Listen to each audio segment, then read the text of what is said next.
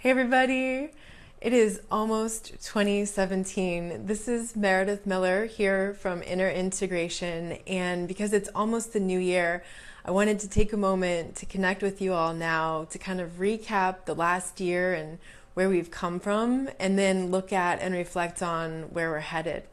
So first of all, I just want to say thank you so much to all of you for being here, for tuning into my message, for trusting me to walk this journey with you. Whether this is the first time you're hearing me right now, or whether you've been here since the beginning, last January, in late January when I started this. I just want to thank you so much. Like I wouldn't be here if it weren't for you. I wouldn't be doing this if it weren't for you. So thank you so much for being here, for supporting me, for tuning in, and for trusting me. I know it's hard to trust after what you've been through, after going through abuse, and I'm so grateful that you've placed your trust in me.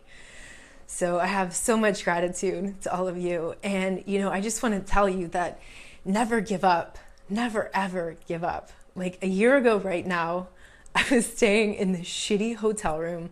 I was barely getting off the ground. I was like barely getting on my feet again, coming up out of the bottom, right? And I had no reason to keep going. I had really nothing to believe in. I had a lot of memories and emotions about the past and the traumas and what I had just left in Peru, and the deception and all of that. And that was a big part of my reality.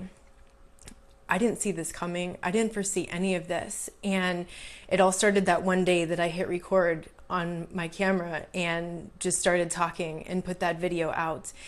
And I'm so grateful that I did, because wow, what a different reality I live in, and I didn't give up. And that's the message I want to tell you, is to never ever give up, because you don't know. Like, you don't know what's around the corner.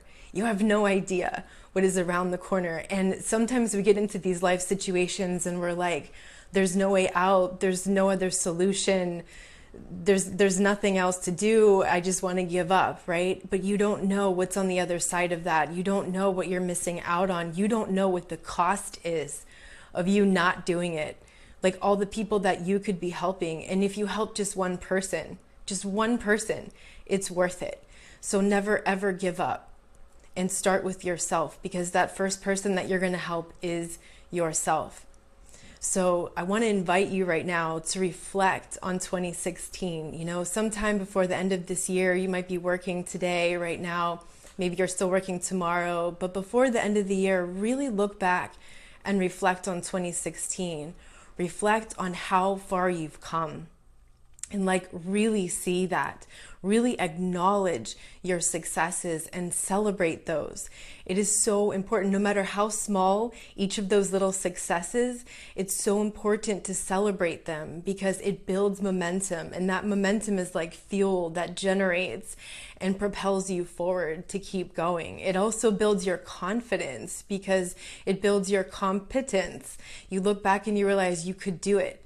You can do it, and you're coming out of that learned helplessness, out of the powerlessness, out of the shame, and you're realizing you can do it. You can do it. So really look back before the end of this year and celebrate those successes that you've accomplished this year, and really take that in. Sometimes we just look at the difficult, the challenges, the bad, and sometimes we don't really look at the good and everything that we've done. And, as we're coming to the end of this year, now looking forward towards 2017, and opening your mind and opening the possibilities. What do you want to accomplish this year? I would love for you to write in the comments. I'm going to go through these. I'm not going to read anybody's name. Don't worry. I'll keep them anonymous, because I'm going to post this on YouTube. But write in the comments, tell me about the things that you've overcome in 2016. The successes, let us celebrate those with you. When you post your successes here in the comments, other people can tune into that, and it gives them hope, and it gives them excitement, and it gives them motivation, and you can share those with one another. And also, where do you want to go this year? What is it that you want to create in your life this year? What do you want to change in your life this year? What do you want to manifest? What do you want to learn? And like, what fears do you want to overcome this year? So really reflect on some questions like this and what you want to bring into 2017. And once you see like the yearly goals that you have, what you want to learn, what you want to accomplish, what you want to manifest, what you want to overcome, then you can look monthly and you can break those down monthly. Okay, so if that's your goal for the year, what do you need to accomplish each month to get yourself there? And then you can break that down weekly. And then you can break that down daily. And guess what? The biggest secret to success are your daily habits.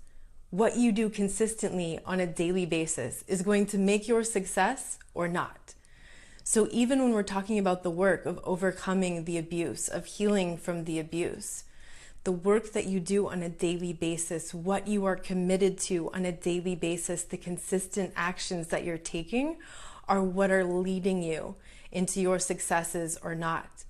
So I really recommend doing this, where you kind of plot out 2017 and what you want to create this year and what you want to overcome and what you want to heal, and just the dreams that you have for yourself. Dream, it's probably backwards. So important.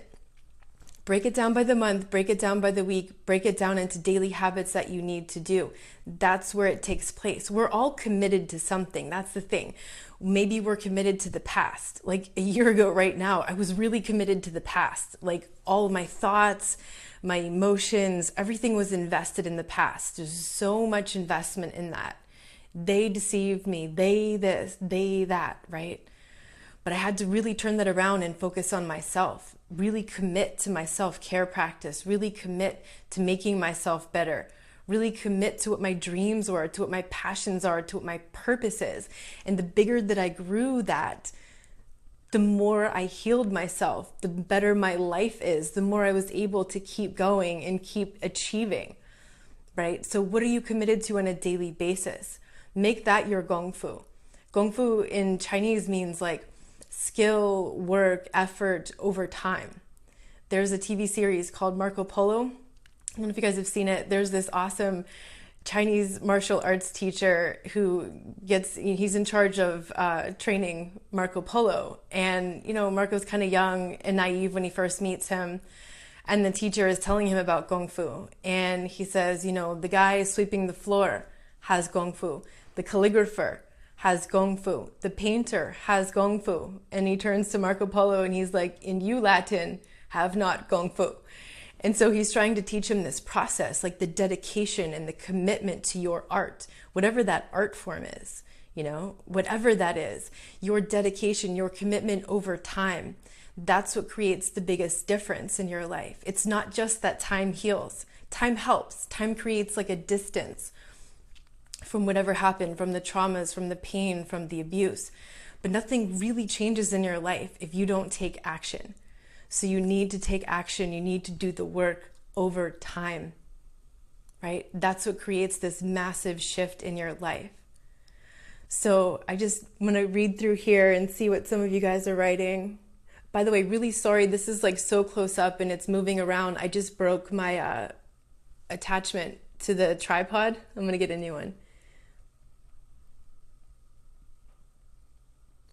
Happy New Year to you too. It is just one more day. It's just one more day. You helped me hold on to that. Thank you for helping me survive 2016. Love you. Love you back. I am so proud of you. Oh, you're welcome.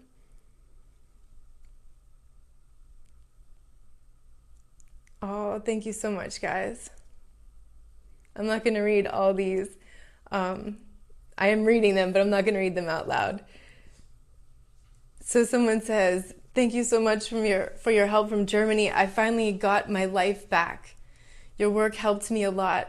A great and successful 27 to you. I am so proud of you. I am so proud of you for taking action in transforming your life. So proud." Someone says, "I survived a toxic family and toxic men." You go, girl.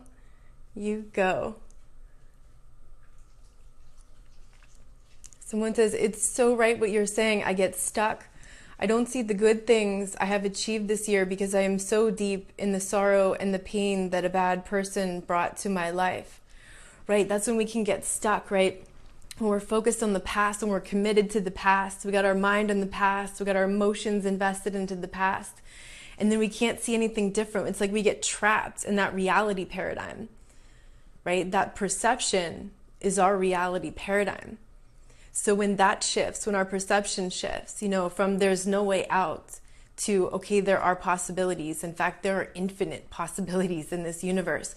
But when we've been trained to believe that we're worthless, that we can't, that we won't, that it's not possible, all this brainwashing really contaminates our perspective, which then makes it very difficult to create anything new in reality. We have to take new actions to transform our life. And, I want to give you a big hug. I mean, I'm giving a big hug to all of you. But, you're saying like you're so deep in this sorrow and this pain, right, from this year. But you know what? It doesn't have to keep going on because 2017 is a new year. In fact, this is your year. You just have to step up. You just have to do the work. A year ago, I was where you were, consumed in the sorrow and the pain of the past. Like I couldn't move past it. I didn't know how to. But I had to commit to that. I had to commit to a new direction versus being committed to the past.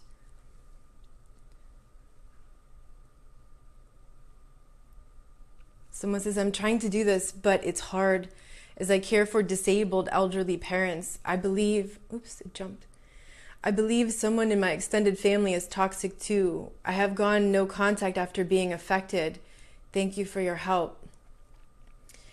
Yeah, I'm so sorry that, so much of this goes on in the family dynamics. I know what that is, and it's really, really hard to overcome the crushing amount of guilt, especially surrounding those family relationships. That can be really hard. I had a little bit of a revelation of that over the Christmas weekend, that crushing sense of guilt. And what I realized is like that guilt can almost like put us into these hypnotic trances where we keep returning to the source of the abuse. It's like almost like we're seeking refuge in the source of the abuse in the family relationships, and we're still trying to heal them, and we just keep going back to them, and we feel the guilt of creating more boundaries or even creating a bigger boundary of no contact.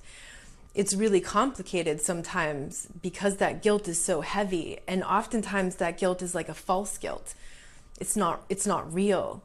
It's part of that fog. The website Out of the Fog, FOG, is an acronym: fear, obligation, guilt. That's the heaviest in the family. And what I've found is that when I face that guilt with like the cold water of truth, right? And that truth to me is look at the actions. Look at the actions of that person. And like really let that cold water wash over me and snap me out of the guilt and realize that that guilt is just a false guilt that was trained into me. It was programmed, but I don't have to do that. I don't have to do what that person wants me to do. I don't have to do what they want me to do.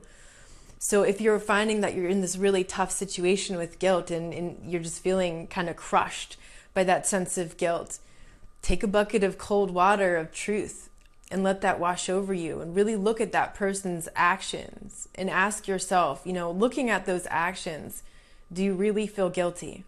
Do you need to feel so guilty? Is there any chance you can remove even a little bit of that guilt, looking at how that person is actually treating you?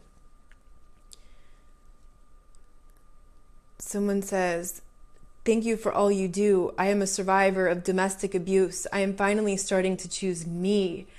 Thank you for being such an integral part of my journey to me. I am so proud of you. Amen. Choose you.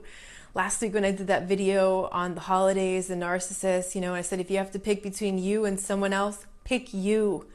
Pick you. So great job prioritizing yourself, putting yourself first, because you have to take care of yourself first. You are your number one priority. And it was Dr. Gabor Mate, I quote him a lot.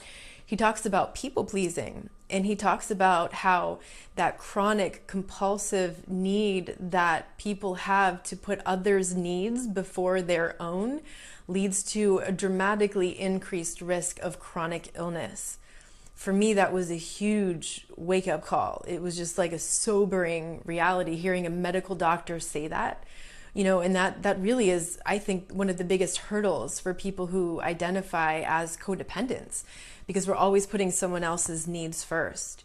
So if this is new for anybody listening, then may 2017 be the year that you start putting you first, that you start taking care of you first. And if you feel guilty about that, there's no need to feel guilty. But if you feel guilty, recognize those are the old programs, the old patterns that's been conditioned in you.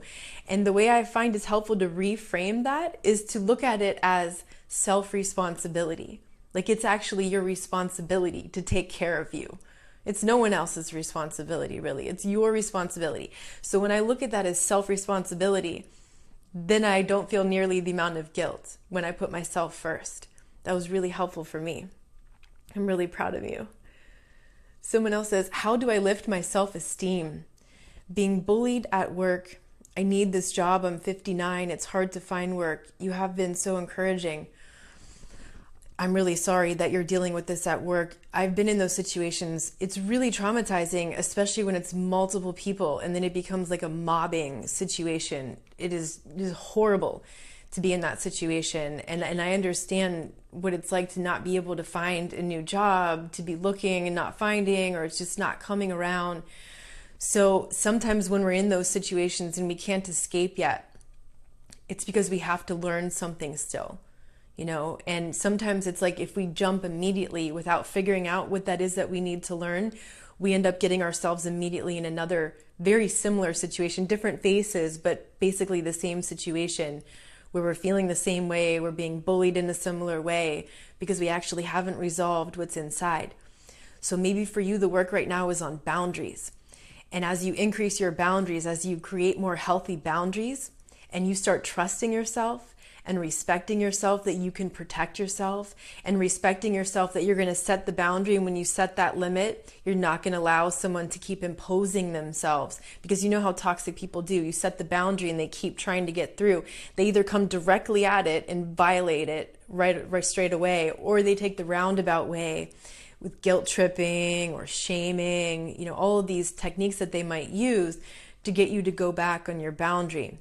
And if you go back on your boundary, then you lose self-respect, right? Because you didn't uphold the boundary. The more you uphold the boundaries, the more you protect your peace, you protect your space, not just your physical space, but emotional and mental boundaries too, where you don't allow someone else's emotions to pollute you, to pollute your day, to pollute your emotional state, to drive you towards the behavior that they want to drive you. When you don't allow their mental ideas, opinions, doubts to get in there and plant in your mind and then control your mind and what's real for you and what's possible for you, right? And what I find about self-esteem, you mentioned self-esteem, so common after abuse, is you feel like crushed sense of self-esteem. It's like the person just like beat it out of you psychologically. And what I find is like, it's the learned helplessness. Like as you're in this relationship, you learn over time to feel more helpless and more powerless.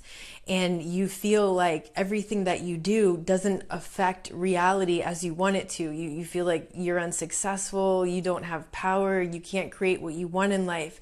And what I find is that self-esteem raises as we sense that we have some sort of control over our reality, right? When we feel like we can't do anything, that we have a low sense of self-esteem, we feel like I can't do it, it's not working for me.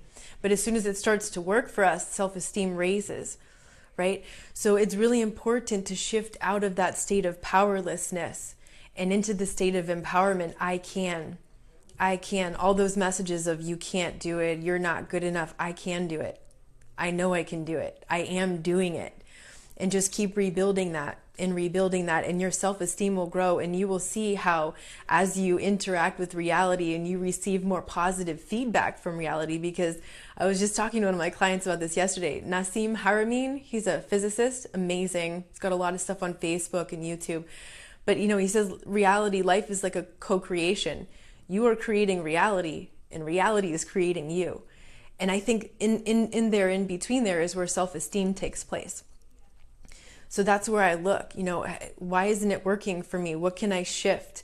And taking new actions leads to new results. Maybe you take a new action and you still feel like that was a mistake. You didn't quite get the result you wanted. Okay, so look at it. What did you learn from that? What could you do differently next time? And then try something new and try something new. And eventually something's going to really work for you. And then your self-esteem starts lifting, and then more starts working. And it becomes a very positive feedback loop. Someone says, you helped me finally leave in July after 6.5 years, and he's already getting married in February. How's that possible? That's a shame. I'm still trying to get over him. Thank you for helping me set myself free. You did it, girl, and I am so proud of you. I am so proud of you that you left him, that's not you getting married to him in February. I'm so relieved, so proud of you. Great work. Oh, hey, you guys. Yeah, someone else is talking about the guilt. My supportive family members don't understand my guilt, even my counselor. Thank you for understanding. I will pour cold water on my guilt. Amen. Great job. Someone else said, I have picked me these holidays too. Great job. Someone else said, I choose me before anything now. I've taken 2 years to find me again. Some things my ex said to me still ruins in my mind. Great job picking you. Great job. You know what? It took you 2 years. So what, right? Because those 2 years would have passed by anyway. And if anybody's listening right now and you're just starting this journey and you're like, oh man, a year, 2 years, really? That's so long? That time will pass anyway. A year from now, 2 years from now, you're going to look back and you're going to say, man, that time flew, right? So what are you going to do with your time? That's the most important thing. And you did it. And I'm really proud of you. Someone says, it seems to me from listening to you that going no contact in itself is a great way of raising self-esteem because it involves setting and sticking to hard boundaries. Yes, no contact is ideal, right? Not everyone can do that. If you've got a kid and you're sharing a child with someone on that cluster B spectrum, that could be really, really hard, right? And, it could be that there's a legal agreement and custody and all of that, and the person has to have minimal contact with the abusive, manipulative person. That's very common for a lot of people. So minimal contact, only about the kids. Could be at work. Somebody else mentioned a bullying situation at work. Those things happen, and in those cases, just talk about work. Nothing more, nothing personal. Don't hang out with the colleagues after work. Don't go to happy hour. Don't go to lunch. Be busy. Have a new diet. Whatever it is, create whatever boundary you need to create so that you're not going out there and putting yourself in harm's way. But if you don't have to be in a contact situation, no contact is ideal because you're just not re-traumatizing yourself to that over and over again. And yeah, you will raise your self-esteem because everybody who's gone no contact and or set those boundaries, right, where you're now protecting your peace, has noticed how much more energy you have, how much more clarity you have, how much better you feel about yourself, and the actions that you take start to have a more positive effect, and it just becomes that positive feedback loop. You are welcome. Someone asked, what days are you live on Facebook? I don't have a set schedule. I've just been popping on here. This is twice in the last 2 weeks that I popped on here. It had been, I think, a really long time. Actually, it was a month ago, but then before that, it had been a really long time since I did the live Facebook. I'm going to try to make that part of my 2017 habits now and then to get on here, because this is great when you guys are commenting in real time and I can comment on some of these things. And then, of course, I'll post this to YouTube. Someone says, could you give me a tip on how to overcome cognitive dissonance? So I just did a video on that maybe 2 weeks ago. Check my YouTube channel. It was one of the questions someone was asking about the cognitive dissonance. Someone says, watching your holiday video, I realized I was hoovered on Christmas Eve. The phrase, I miss you, was right in the middle of the text. I love the aha moments. I can now see and realize what is happening. Right. I'm glad you had the aha moment. You know, that's something we talked about in the holiday video, the Christmas video. I was talking about the most common hoovering, which comes in the form of I miss you. And for you, it was right in the middle. For me, the message I got was like a sandwich. I miss you was on the front and the end, and then the middle had a whole bunch of guilt tripping. Yeah, those will come. And New Year's, definitely. Definitely, especially if it was a romantic thing. The Christmas holiday thing sometimes is more the family, but it could equally be for partners and other people. But the New Year's is really, that's the hoovering for the partners usually, you know, your exes. That's really when people think about that. Friendships too, you know, because people party and they go out, and it's just during holidays, right? We have this tendency to think about, well, what was I doing last year right now? And so that can create a sense of nostalgia, you know, in a lot of people. That can also create, maybe for the narcissist, some form of like need to contact you, need to get your supply back. So good job with that, having your aha moment. Someone says, if my sister has gone from flying monkey to complete narc and seems to just make stuff up that I'm doing to blame me for something, is now no contact the best choice? Well, honey, that's a decision that you need to make for yourself. You know, evaluating, you can try, if you don't want to go no contact entirely at first because it's family, you can try the minimal contact, right? The gray rock communication, where you set very clear boundaries to protect your peace, and you don't have a lot of emotional interaction with this person. You just kind of keep it on the surface, keep it kind of boring, not too interesting. Don't give them anything juicy about your life. Don't share your hopes and dreams for the future, you know, and see how that goes. And if you still feel awful and it's still not working, then up the boundaries, right? Because the maximum boundary is no contact. You decide where it feels good to you, you know, anywhere on that spectrum.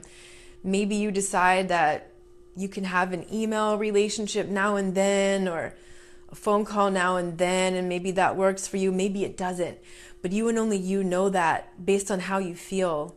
And use your feeling as a barometer. You know, if you're on the phone or you see this person in person, your sister, how do you feel? How do you feel during that conversation, and how do you feel after? You know, if it takes you hours to get back to the emotional state you were in before you had that interaction, how much time are you losing? How much of your life are you losing, you know, to that kind of interaction?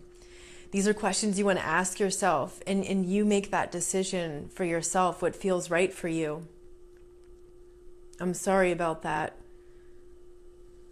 You know, and often talking it out, it just doesn't go anywhere, right? When you're talking about a really toxic person, they just don't take that responsibility.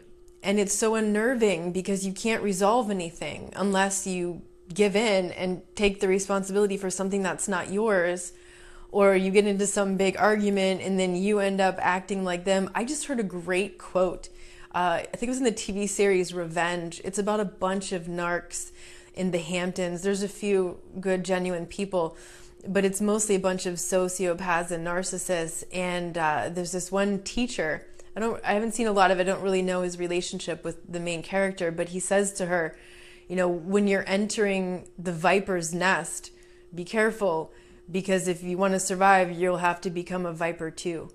And when you're living in that environment, it's almost like you start to become like them, because you become like the people you most surround yourself with. And when you're surrounded by manipulative, abusive people, you start to do things that you wouldn't do, that aren't within your normal character and personality.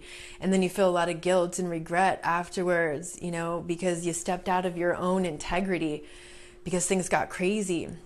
Which is why you need to protect your peace, protect your space, protect your emotions and your mind. Not to allow these people in our lives, not to allow them the power over our lives.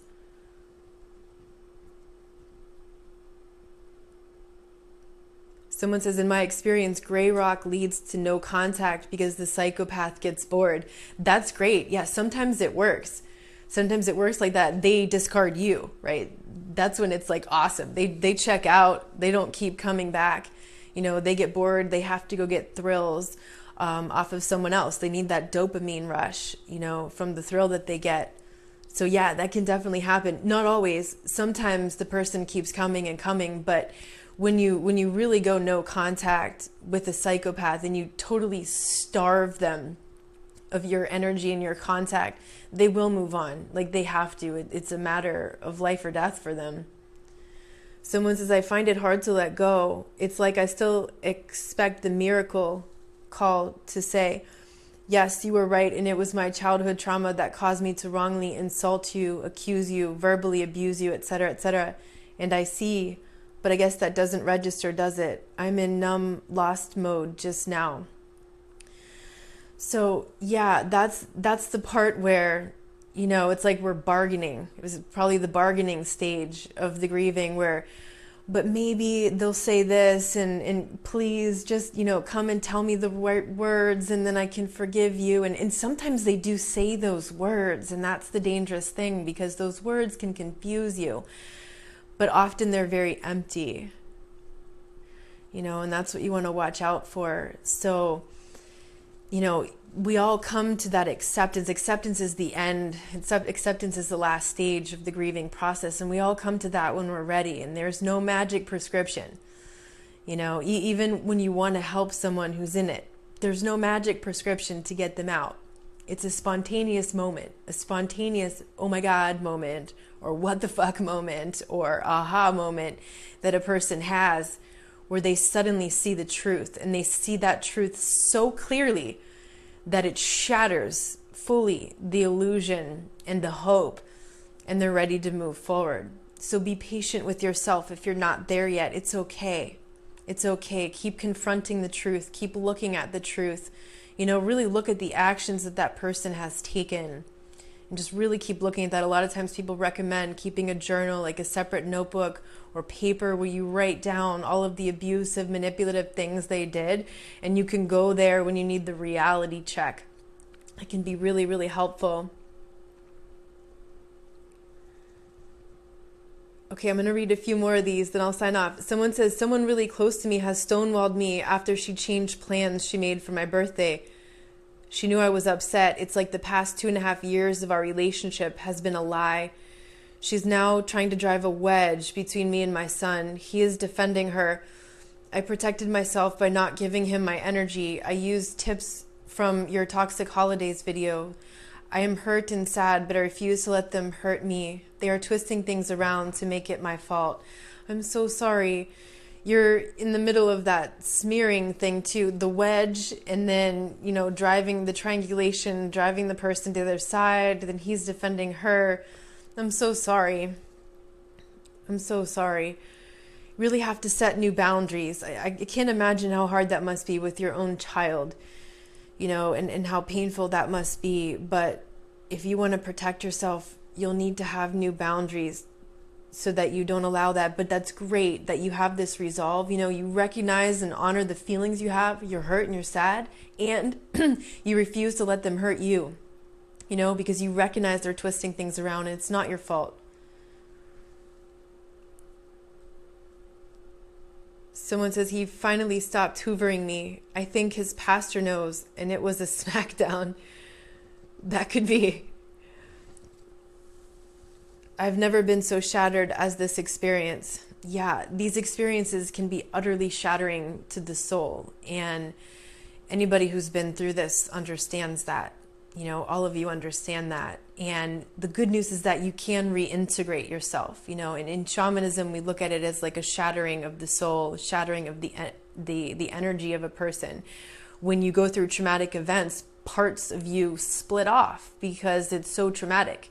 They check out because they don't want to be there and fully feel and experience what's happening. And then what happens is we need to reintegrate all of those pieces of ourselves and cleanse them and bring them back into our heart so we can become whole again. Awesome. Well, thank you all so much for showing up here today, for showing up here this year, for being with me. I am so excited to walk with you into 2017 and see where this year takes us. I want to wish you all of the best in 2017. May this be the best year yet. May 2017 bring an abundance of love and joy and peace and health and prosperity to all. I am sending you all a big hug and so much love. See you soon.